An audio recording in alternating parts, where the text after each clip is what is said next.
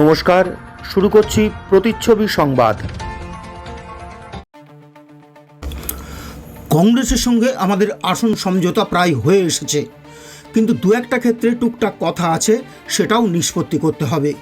মঙ্গলবার Shantipur public library হলে রানাঘাট লোকসভা কেন্দ্রের বামফ্রন্টের প্রার্থী অলোকেশ দাসের সমর্থনে এক কর্মী সভায় বক্তব্য রাখতে এসে সাংবাদিকদের প্রশ্নের উত্তরে এমনটাই বললেন বামফ্রন্টের চেয়ারম্যান বিমান বসু। তিনি বলেন, এটা কোনো মামুলি নির্বাচন নয়। এই নির্বাচনের মধ্য দিয়ে ঠিক করতে হবে ভারত কোন পথে চলবে। ভারতের যে গণতান্ত্রিক অধিকার মানুষের আছে তা থাকবে নাকি হারাবে। ধর্মনিরপেক্ষতার আদর্শে আর একই সঙ্গে মানুষের যে অধিকার বোধের দ্বারা মানুষ স্বাভাবিক জীবনযাপন করে তা কি করতে পারবে। এদিন বক্তব্য রাখতে গিয়ে এই প্রশ্নই তুলে দলীয় কর্মীদের সতর্ক করেন বিমানবাবু। তিনি বলেন, সামগ্রিক অবস্থার পরিপ্রেক্ষিতে দাঁড়িয়ে এবারকার নির্বাচনী রণকৌশল ঠিক করতে আমরা স্থির করলাম যে তৃণমূল কংগ্রেস এবং বিজেপির বিরুদ্ধে যে রাজনৈতিক শক্তি আছে, যারা তৃণমূল কংগ্রেসের বিরুদ্ধে লড়তে চায়, একই সঙ্গে বিজেপির বিরুদ্ধেও লড়তে চায়, তাদের সবাইকে নিয়ে তাদের সমাহারে আমরা একটা মঞ্চ তৈরি করব, যা নাকি তৃণমূল বিজেপি বিরোধী লড়াই সংগ্রামের একটা মঞ্চ হিসেবে কাজ করবে। এবারকার লোকসভা নির্বাচন অর্থাৎ 18তম লোকসভা নির্বাচন, এটা মামুলি নির্বাচন না। এই নির্বাচনের মধ্য দিয়ে ঠিক হবে ভারত কোন পথে চলবে। ভারতের যে গণতান্ত্রিক অধিকার মানুষের আছে তা থাকবে না হারাবে।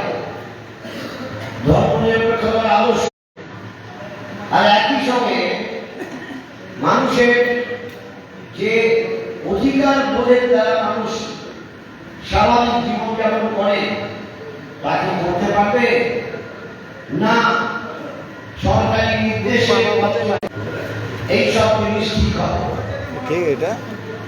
এই সামগ্রিক অবস্থার পরিপ্রেক্ষিতে দাঁড়িয়ে এবারকার নির্বাচনী রণকৌশল ঠিক করতে আমরা স্থির করলাম যে তৃণমূল কংগ্রেস এবং বিজেপি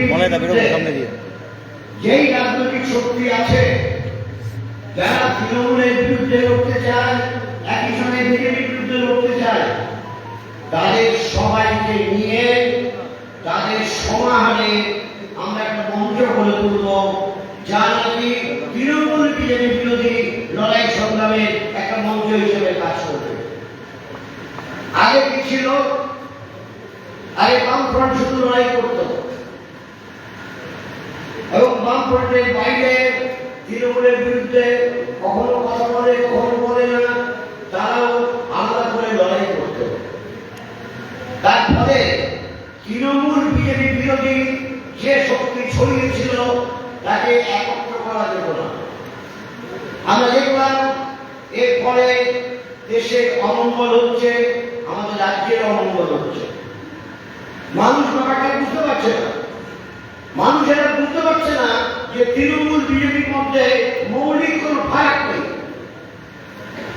মানুষের দোষ দেব না, বলে তৃণমূল বিজেপির বিরুদ্ধে বলে, বিজেপি তৃণমূলের বিরুদ্ধে বলে। এখন বলা শুরু করে জমি দেয়, তাতে মানুষ মনে করে তারা একটি করে হোক বন্ধ কর। আমরা দেখেছি রাজ্যে বামফ্রন্ট সরকার থাকাকালীন সময়তে নানা কৌশলে বামফ্রন্টের উপর আঘাত আনার চেষ্টা হয়েছে, নানা চক্রান্তের জাল বিস্তার করেছে নানাভাবে, কেউ দেখছে তাতে ফল হচ্ছে না। বিমানবাবু ছাড়াও এই কর্মী সভায় ছিলেন দলের প্রার্থী অলোকেশ দাস, সিপিআইএম জেলা সম্পাদক সুমিত দে, প্রাক্তন জেলা পরিষদের সভাধিপতি মেঘলাল শেখ, সিপিআইএম শান্তিপুর জোনাল কমিটির সম্পাদক সঞ্জিত ঘোষ, সিপিআইএম নেতা সৌমেন মাহাতো, সিপিআইএম নেতা তথা বিশিষ্ট আইনজীবী বাদল বসাক, তাঁত শ্রমিক নেতা অদ্বৈত দাস প্রমুখ। প্রার্থী অলোকেশ দাস বলেন, মানুষ আমাদের মনে রেখেছে। এই শান্তিপুরের প্রতিটি জায়গায় আমাদের সংসদের সময়কালের উন্নয়নের সাক্ষ্য রয়েছে। আমাদের এই বিধানসভাটা আমাদের হাতের বাইরে। আমাকে বলা হয়েছিল যে এই বিধানসভার প্রতিটা মানুষের মূর্তি ঢুকে যেতে। এমন কোনো বুথ নেই, এমন কোনো গ্রাম নেই, শহরের কোনো ওয়ার্ড নেই যেখানে আমার পায়ের চিহ্ন নেই। এমনকি বিমানদার প্রচুর পদযাত্রা করেছেন আমাদের। আমাকে তখন জিজ্ঞাসা করে, আজকে সাংবাদিকরা জিজ্ঞাসা করেছিল যে রোদে আপনাদের কষ্ট হয় না? তখন আমি বলেছি যে আমরা হচ্ছে রোদে জলে মহেন্দ্র দত্ত, ভোটের আগে ভোটের পরে, ভোট বলে আলাদা করে কিছু হয় না, সবসময় আমরা মানুষের সঙ্গে থাকি। সেই জিনিসটাই হচ্ছে আমাদের সবচেয়ে বড় সম্পদ। আমি কি বলবো আপনাকে? প্রথম আমার যে কথাটা বলা সেটা হচ্ছে যে এই যে জায়গা, সেই জায়গায় একজন দাঁড়িয়েছে বিজেপির হয়ে। শান্তিপুরের মানুষ তাকে তো ভোট দিয়েছিল, তাকে জিতিয়েছিল। আপনাদের যে রায়, সেই রায়কে প্রত্যাখ্যান করেছে, পার্লামেন্টের মেম্বারে ফিরে গেল কেন? প্রথমে এই প্রশ্ন করবেন না আপনি? তুমি আবার এখানে দাঁড়িয়েছ কোন মুখে? তুমি একবার আমাদের রায় নিয়ে জিতেছিলে, তারপরে আবার চলে গিয়েছ। গণতন্ত্র মানে মানুষের ভালোবাসা, মানুষের মূল্য, মানুষের আন্তরিকতা। এটা কোন কৃতজ্ঞতা ধার ধারে? এটা হচ্ছে প্রথম কথা। দ্বিতীয় কথা নীতি। আমায় যখন সাংবাদিকরা জিজ্ঞাসা করে যে কে আমাদের প্রধান শত্রু, আপনি কাকে হারিয়ে জিতবেন, তখন আমি বলি যে মানুষই তো ভুলভ্রান্ত। যে লোকটা গেল বিজেপিতে, যে বিজেপি করে, সে জানে যে আমি যাকে ভোট দেবো সে যদি টিকিট না পেত সে তৃণমূলে গিয়ে দৌড় মারত। তৃণমূলের যে লোকটা এতদিন ভালোবেসে তৃণমূল করলো, ফুলে ফলে পল্লবিত করলো দলকে, তারা বললো এই কিরকম দল করলাম রে ভাই, যার বিরুদ্ধে লড়লাম বিজেপি, তার লোক খুব করে এসে আমার মাথায় এসে বসে বললো। তাহলে কে কাকে ভোট দেবে? বিজেপির লোক বুঝতে পারছে না কাকে ভোট দেবো, তৃণমূলের লোক বুঝতে পারছে না কাকে ভোট দেবো। 3 তারিখে মুকুটমণি সে ফেসবুক পোস্ট করেছে, মোদিময় বাংলা আর সিএ এর প্রচারে আমি আজ থেকে নামলাম। 10 তারিখে দেওয়াল লেখা হচ্ছে মমতার আশীর্বাদ ধন্য মুকুটমণিকে জোড়াফুল চিহ্নে ভোট দিন। আর লিখছে যে আমি আজকে থেকে সিএ এর বিরোধিতায় নামলাম। কাল ছিল ডালখালি, আজ খুলে যায় ভোরে, বল দেখি হয় মালিক, তাই হয় তা কেমন করে। কালকে ছিল বিজেপি। সভায় বক্তব্য ফিরে রাখতে আসছি গিয়ে দলের ছোট্ট জেলা একটা সভাপতি বিরতির সুমিত পর। দে বলেন,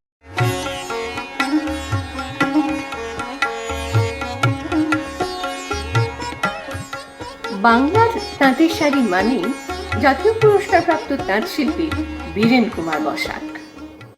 আপনার পারিবারিক শপিং এর সেরা ঠিকানা লোকনাথ শাড়ি সেন্টার। কি চাই এখানে?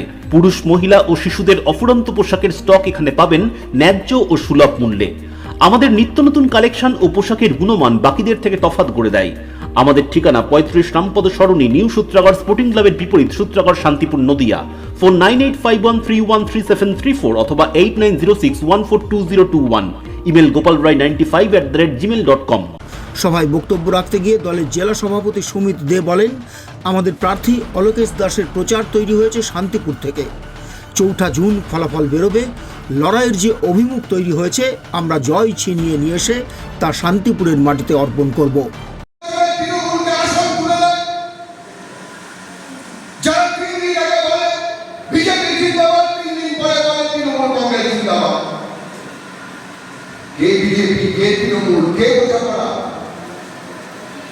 আসলে এরা দুজনে মিলে মানুষকে বিভক্ত করতে চাইছে। লড়াইটা বেশ পছন্দ, সারা দেশটাকে লুটছে আনন্দ করে।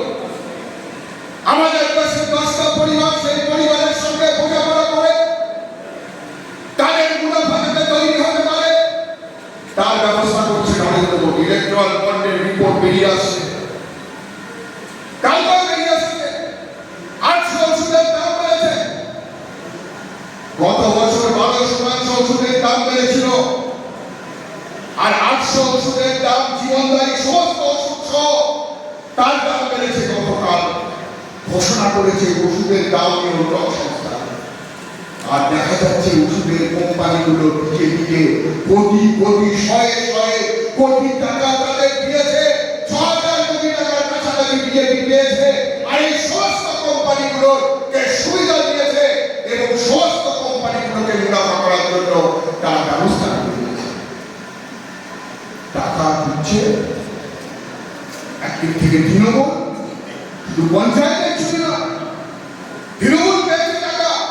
এই যে দিয়াল লটারি রমদামা অনুব্রত থেকে তৃণমূলের নেতারা দিয়াল লটারি পাচ্ছে, দিয়াল লটারি ছড়িয়ে যাচ্ছে, আর দিয়াল লটারির মালিক তৃণমূলকে প্রায় 500 কোটি টাকা দিচ্ছে ইলেকশন বন্ডে।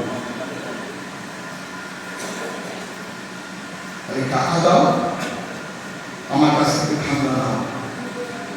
নরেন্দ্র মোদী আইনটা করেছিল কি? কর্পোরেটের কাছ থেকে টাকা। সিপিআইএম বিরোধিতা করেছিল, তৃণমূল কংগ্রেসের বিরোধিতা করেনি। সিপিআইএম কেন বিরোধিতা করেছিল? কর্পোরেটের কাছ থেকে টাকা দিয়ে যদি নির্বাচন করা হয়, নির্বাচনের পরে কর্পোরেটের স্বার্থ দেখবে তারা, জনগণের স্বার্থ দেখবে। আমি প্রথমেই আপনাদের সকলকে অভিনন্দন জানাবো। এটাই শান্তিপুরের বিশেষত্ব যে লড়াইয়ের ডাক শান্তিপুর একটু আগে বুঝতে পারে।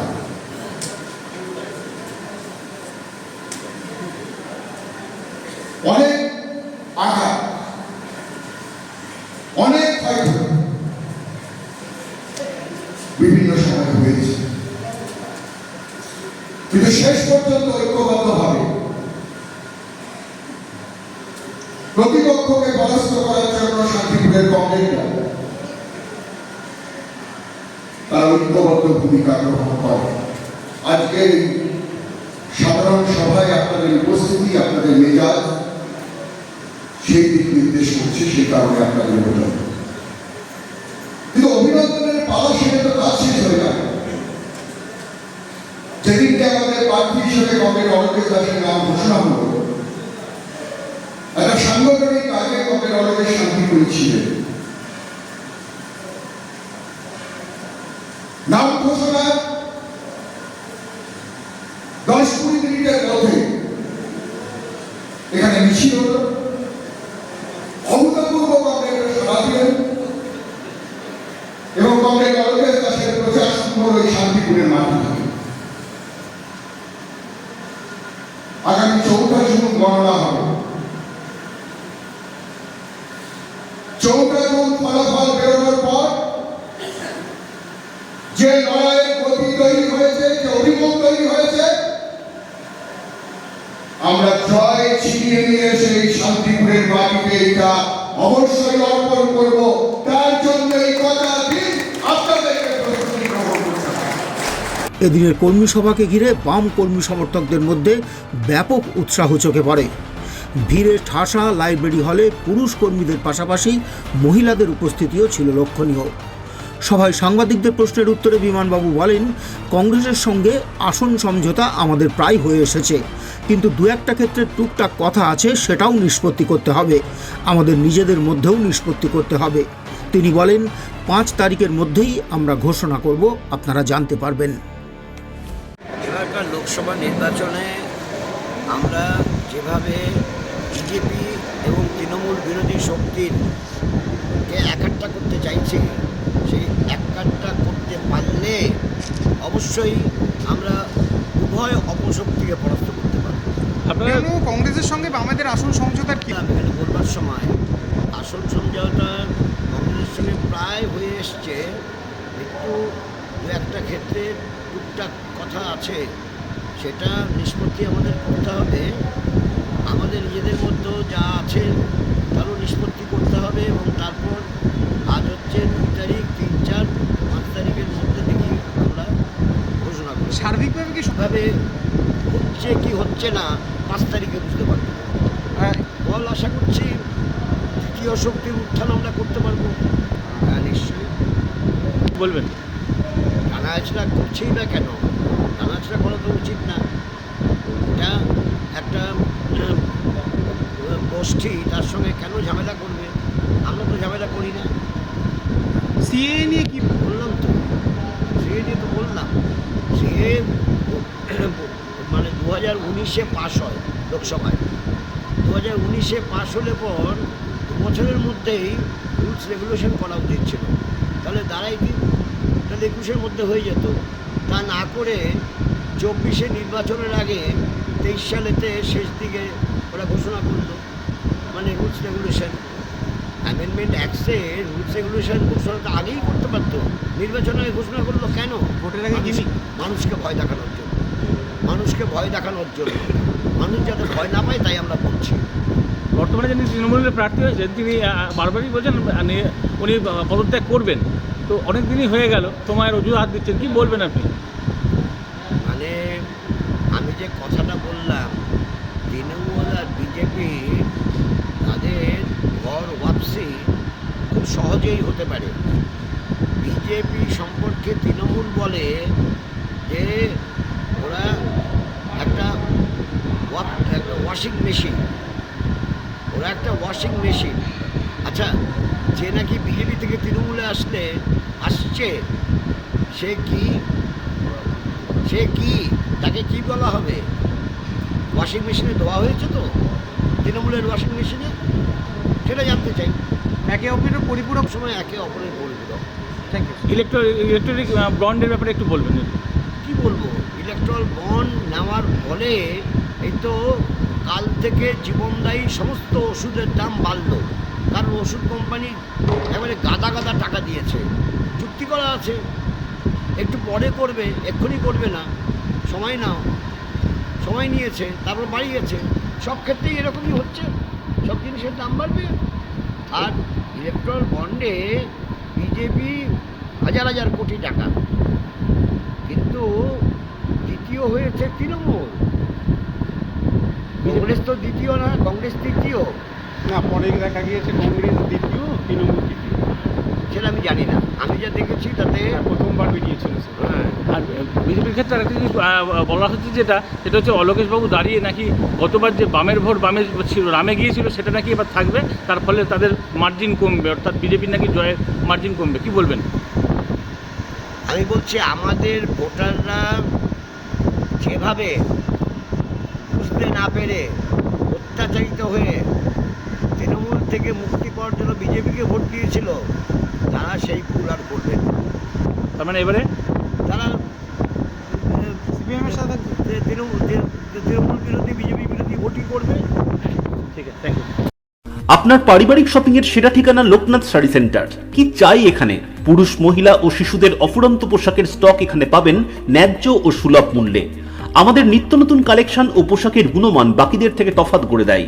আমাদের ঠিকানা 35 রামপদ সরণি, নিউ সূত্রাগড় স্পোর্টিং ক্লাবের বিপরীত, সূত্রাগড়, শান্তিপুর, নদিয়া। ফোন 9851313734 অথবা 8906142021। Email gopalrai95@gmail.com।